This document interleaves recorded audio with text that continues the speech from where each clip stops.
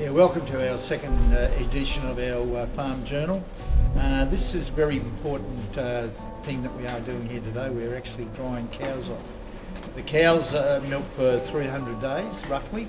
Then after that 300 days they'll have a spell of about 7 to 8 weeks, which is longer holidays than I get.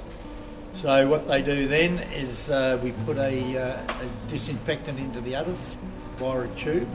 And what that does, the idea is to make sure there's no infection in the udders, and they'll be clean by the time they calve again.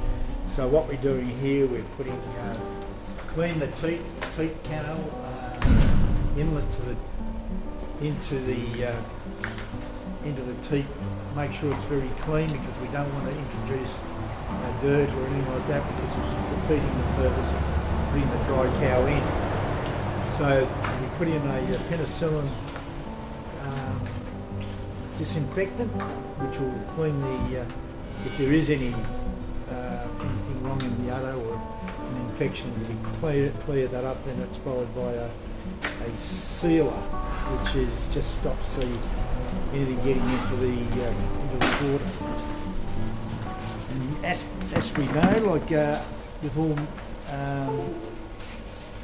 all mammals, they've got a calve to actually produce milk, so that's why they get that 7 or 8 weeks off as a spell, and they've got to come back in really good nick. They've got to come back in good condition because that's going to take a lot of condition off them when they first calve, because they're going to need that with the extra. They could be producing up to 30 or 40 litres, some of these cows. So they haven't got enough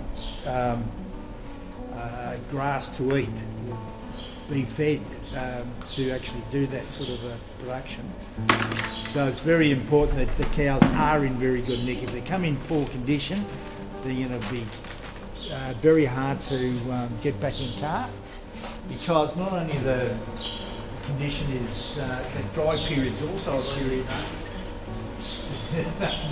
The dry period is also very important, because if they're in really good nick and they're sort of putting more nick on us there through the dry period, that's when the follicles in the ovaries start to develop, and when the cows do calve, they'll probably be coming on heat within about 6 weeks.